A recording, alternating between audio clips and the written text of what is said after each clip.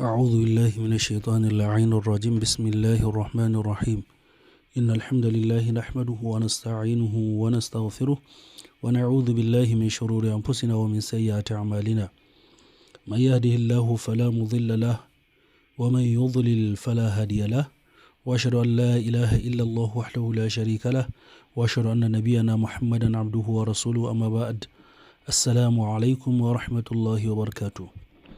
Kamar yadda 'yan uwa masu bibiyan kafafen sada zumunta za su ji raɗe-raɗi da abubuwan da ake yaɗawa a social media musamman game da Anas Magu, sai da mu ce inna lillahi wa inna ilaihi raji'un.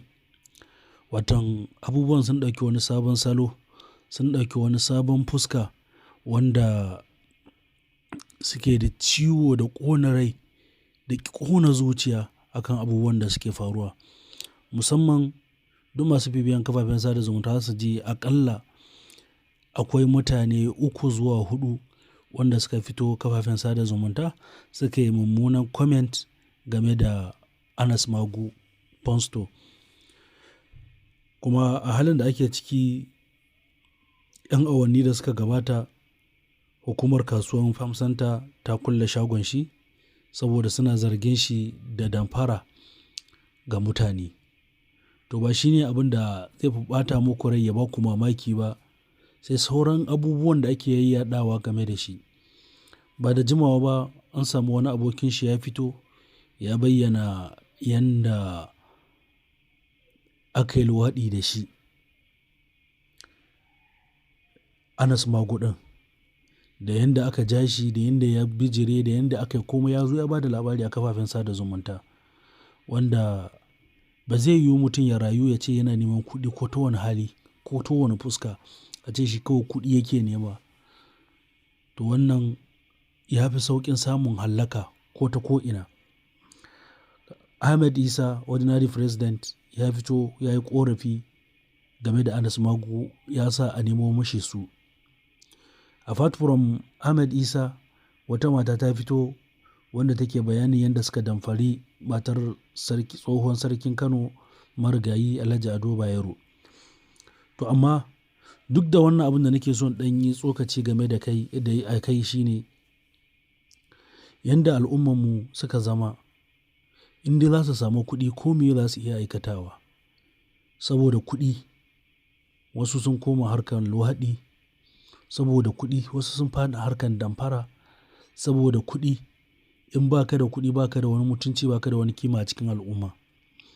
Ko da kuwa an san fashi kake yi, idan kana da kuɗi sai ka ga mutane suna girmama ka, suna baka wani daraja da kima na musamman saboda kana da kuɗi. Wannan yana nuna cewa alamar halaka ne ga al'ummarmu. A ce kawai kuɗi, kuɗi, kuɗi, kuɗi, ina za ka neman kuɗi, me za ka yi kuɗi. Duk mun mance da lahiranmu, mun koma muna bautan duniya kawai, yaya za mu samu kuɗi ko ta halin kakani. Wannan shi ya jefa wasu harkan kidnapping, ya jefa mata harkan karuwanci, ya jefa wasu harkan maɗigo. Duk irin waɗannan abubuwan kuma suke daɗa jawo mana talauci da bala'i. Harkan zinace-zinace ba taɓa samun wanda ya riƙe ta a matsayin hanya ba, face ya ɗaiɗaita rayuwar shi, ya jefa shi cikin talauci. Harkan damfara, ka zalunci wani, ba a taɓa samun wanda ya zalunci wani, ya cuci wani, ya koma gida ya kwanta lafiya ba. Face sai wannan haƙƙin ya dawo ya tawarwatsa mutum. Da wannan nake kira zuwa ga 'yan uwa da al'umma, mu dawo cikin hayyacinmu, mu buɗe idonmu, mu daina neman kuɗi ido rufe, ba mu da aiki sai neman kuɗi. Lokacin da za mu je mu ji karatu wanda zai gyara zukatanmu, mu san Allah, ba mu da wannan lokacin. Lokacin da ya kamata mu yi tunani, mu yi nazari zuwa ga makomanmu, ba mu da wannan lokacin. Muna nan muna tunanin yadda za mu yi damfara wasu. Wani lokaci ka samu kuɗin ma ba ka da natsuwa da kwanciyar hankalin lokacin da za ka ci waɗannan kuɗaɗen. Na hanyar halas ma kenan, balle ta hanyar haram. Yanzu a ganin da ake Anas Magu ko nawa ya samu, yanda ko ina ake neman shi ɗinnan, ba zai taɓa cin kuɗin nan ta kwanciyar hankali ba, ba zai taɓa jin daɗin waɗannan kuɗaɗe ba. Musamman kana da iyaye, kuma mutane al'umma sun san inda iyayenka suke, sun san inda suke rayuwa. Ko tsangwama da habaici da za a rinka jefa ma iyayenka, wallahi ya ishe ka ka ga rayuwanka ba ta yi kyau ba. ballantana a wannan yanayin da social media ya kafa ko'ina, da ka zalunci wannan yanzu ya gane ya san kai koya ya waye zai ɗauka ya yaɗa ya ci zarafinka.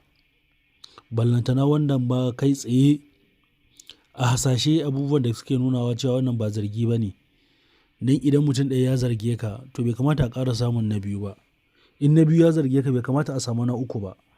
In na uku ya zarge ka bai kamata a samu na hudu ba. Duka zargin damfara kuma duka kai kaɗai.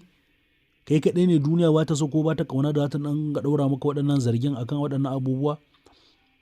Yan uwa mu dawo cikin hayyacin mu maimakon mu karatun ta natsu. Mu daina irin waɗannan abubuwan. Yanzu mutane da yawa sun dinga ɗauka suna yayyata Anas Magu kaza kaza kaza kaza. Waɗanda suke yaban shi da yanzu sun koma suna zagi. Waɗanda suke zagin shi a da yanzu sun koma suna murna. Wannan wani kiran jan kai bala'i ne da fitina. Muna fatan Allah ya kauda mana da fitina da bala'i a cikin al'ummarmu. In mai shiryuwa ne muna roƙon kai Allah ka shirye da shi. In ba masu shiryuwa ba ne masu zuwa suna yaɗa mana ɓanna a social media, ya Allah kai mana maganin su, ka ɗaura mu akan turba ta daidai. Wa subhanaka Allahumma wa bihamdik nashhadu an la ilaha illa anta nastaghfiruka wa natubu ilaik. Wassalamu alaikum wa rahmatullahi wa barakatuh.